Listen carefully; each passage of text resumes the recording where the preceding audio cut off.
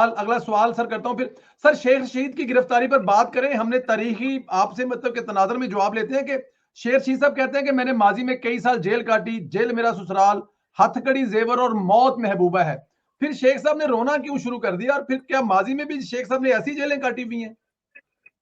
जी, मैं आपको सच्चा वाकया सुना देता हूँ कि शेख प्लीज। रशीद को जब बेनजीर साहबा के दौर में गिरफ्तार किया गया तो इन्होंने सलीम बुखारी साहब को फोन किया जी। और किसी तरीके से अप्रोच किया कि खुदा के लिए मुझे मिल जाए।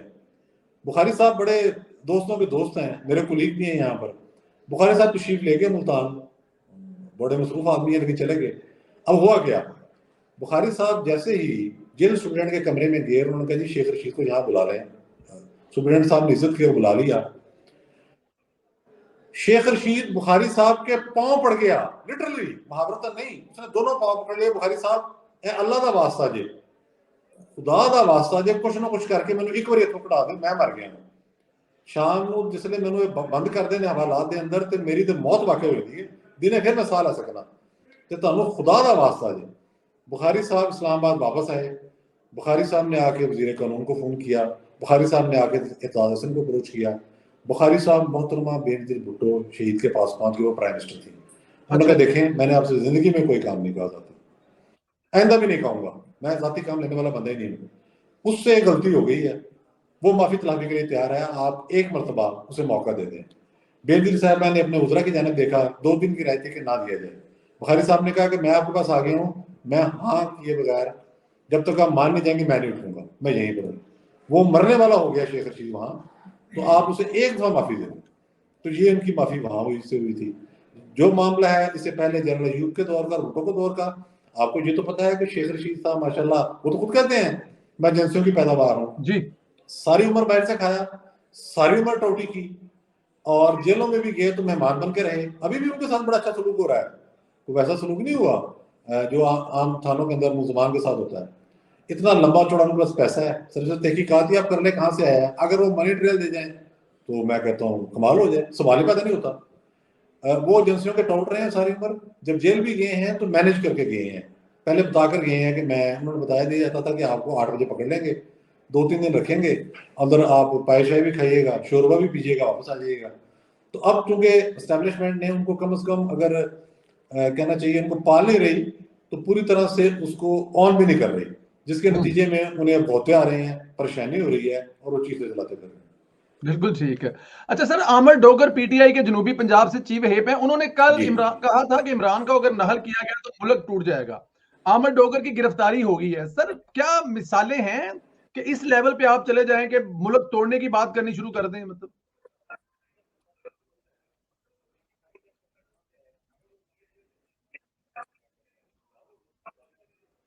देखें, ये ऐसी तो कोई मिसाल ही नहीं है, ना ही इमरान खान की वो सकत है। इमरान खान को अगर हम पॉलिटिकल स्ट्रगल के हवाले से देखें तो ये मिसाल तो देते हैं बांग्लादेश की, ये शेख मुजीबुर रहमान की जूतों की खाक के बराबर भी नहीं है। कहाँ शेख मुजीबुर रहमान अवामी लीग का लीडर, फातिमा जिन्ना का चीफ प्रेसिडेंट, ये तो चीफ प्रेसिडेंट जनरल मुशर्रफ का था इमरान खान, जाली लीडरशिप है सारी। ये तो अगर पीटीएम की हुकूमत में सकत होती तो अप्रैल के अंदर इनकी सारी सियासत खत्म थी। वो तो उन्होंने आईएमएफ का मलबा अपने सर ले लिया, वायदा इन्होंने तोड़ा था। उसमें मुजरम जो थे, मुजरम आजम जनरल कमरवेद बाजवा, को अक्यूज्ड जनरल फैज हमीद, तीसरे नंबर पर इमरान खान था। वो तो मुजरम थे, मुजरमों का मलबा इन्होंने अपने गले ले लिया, उसी नतीजे में अपनी पॉपुलैरिटी को भी पहुंचाई। तो इसकी क्या औकात और क्या सिद्ध और क्या मुल्क तोड़ना है। ये केपीके में आ रहा है इस मरतबा, आप देखें वहां एएनपी और जेयूआई जीतेगी। बात यह है कि ये फजूल किस्म की गुफ्तगू करना कि अच्छा, इसके जहन में कहीं ना कहीं था कि मुल्क के 3 टुकड़े हो जाएंगे। जिस वक्त इमरान खान को लाया गया है तो उस वक्त मुख्तलिफ हल्कों में ये बात हुई कि ये आदमी नंबर 1 कश्मीर फारग करेगा, कश्मीर फारग हो गया। ठीक। ये गैंग जो है एक पेज, ये आईएमएफ के पास मुल्क को गिरवी रखवा दिया उन्होंने। ये जो गैंग है ये सीपैक रोकेगा, सीपैक रोक दिया। फिर कहा गया कि आइन की बात शिकें हैं वो तब्दील की जाएंगी, वो इन्होंने ट्राई की, वो नहीं उनसे हो सकी। और 5वीं बात बड़ी खौफनाक, मुझे कहा गया कि ये पाकिस्तान के एटमी 700 पर भी कॉम्प्रोमाइज करेगा, एक पेज। खुदा ना खासा मामला उस जाने में बढ़ रहा है, लेकिन जाहिर है वो नौबत आएगी नहीं। जितनी मर्जी डिप्लोमेसी कर ले एस्टेब्लिशमेंट या अदालतें उसको जितना मर्जी सपोर्ट कर लें, कहीं ना कहीं जाके एक हद पर रुकना तो होगा। तो इस तरह की बातें करना कि मुल्क टूट जाएगा, मैं ना रहूंगा तो ये हो जाएगा। भुट्टो साहब जैसा अजीम लीडर, बल्कि सही मानों में वर्ल्ड लीडर, उनको फांसी दे दी गई, बेगुनाह फांसी दे दी गई। जनरल ज़िया ने कत्ल कराया उनका अदालती, और उनकी मौत पर कुछ नहीं हुआ था। तो ये पाकिस्तान में ये क्या मिसालें दे रहे हैं तीनों में। अभी आपने देखा नहीं, जब वजीराबाद में इन पर वो एक मामूली सा एक वाकया हुआ है, जी एक जुनूनी शख्स ने फायरिंग की, गोली भी नहीं लगी मसूद को, वो घर से नहीं निकल। और जब उन्होंने कॉल दी कि लोग सड़कों पर निकल आए, अगले दिन सारे शहर खुले हुए थे। तो मतलब मामला तो बड़ा क्लियर है, क्या कर लेंगे ये तो अगर हमारे सिस्टम के अंदर मौजूद जो इनके सपोर्टर और सहूलतकार हैं वो इनको सपोर्ट ना करें तो चंद दिन की गेम है सारी, चंद दिन की सारी गेम है। सर शहबाज गिल साहब आजकल जी। बड़ा रौला पाया है कि मेरे साथ कोई अच्छा सलूक नहीं हो रहा, मेरी ही हुकूमत के दौरान मुझ पर जुल्म होता रहा। क्या शहबाज गिल कहीं जाके इमरान खान के खिलाफ वादा माफ गवाह बनने की तैयारी तो नहीं कर रहे सर?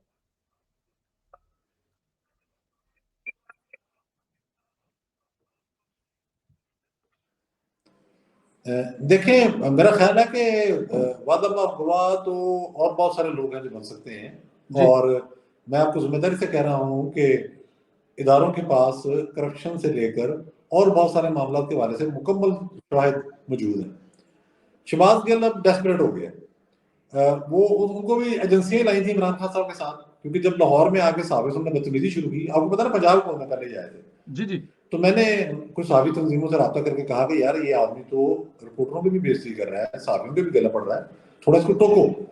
तो मुझे एक जिम्मेदार हमारे जो लीडर हैं साहबी बरादरी के, उन्होंने कहा कि हमें वहां से फोन आया है मालकान की तरफ से, मालकान समझ रहे हैं, मुल्क के मालकान, जी जी इदारे के जी नहीं। जी जी जी जी जी उन्होंने कहा ये हमारा भाई है, इसका खास ख्याल रखना।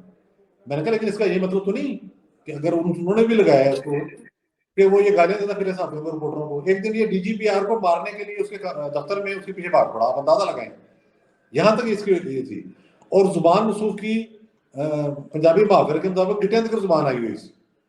अब जब पकड़ के उन्होंने थोड़ा सा फिक्स किया, ये जितनी बड़ी साजिश में मुलवस है उसमें ARY से लेकर पिंकी पीरनी, इमरान खान, इन सब लोगों का हशर नशर हो जाना चाहिए। फौज के अंदर बगावत कराने की कोशिश, जी वो सारी चीजें बरामद हो गई हैं।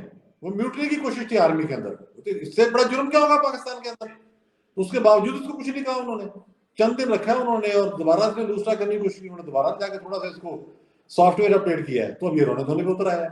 तो क्या इसने वादा गवाह बनना है और क्या इसकी औकात है, बाकी सारे भी इस तरह से हैं।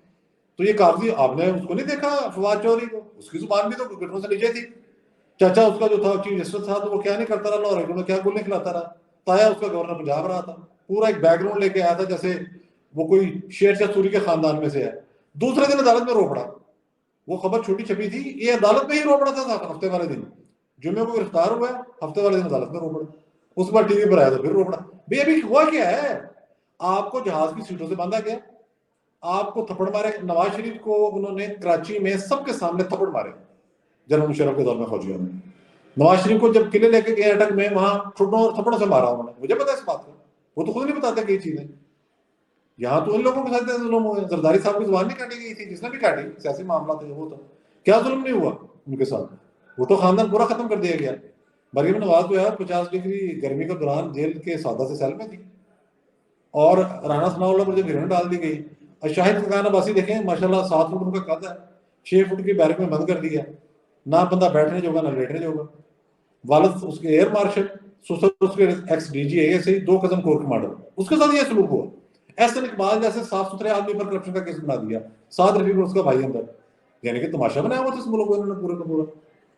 तो इनके साथ अभी हुआ ही कुछ नहीं है और रोना धोना शुरू कर दिया है। तो शहबाज गिल जो है वो रोते रोते वो तो कह रहा है कि मुझे माफी दो तो मैं जाऊंगा।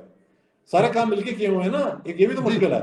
जी इन्होंने और मालकान ने मिलकर सारे काम किए हुए हैं, इसलिए मुकदमात बनाने में हुकूमत को मुश्किल पेश आ रही है। इसीलिए हुकूमत को मुश्किल पेश आ रही।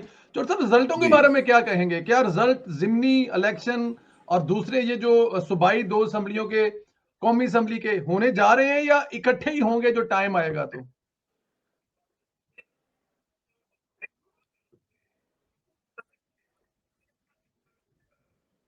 उसमें क्या हो पाएगा, होने जा रहे हैं। हाँ जी, देखिए ये अब चूंकि 2-3 चीजें इकट्ठी हो गई है ना इस वक्त।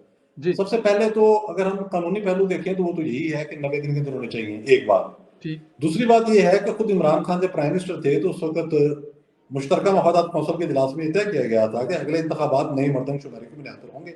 आबादी तो बढ़ चुकी है।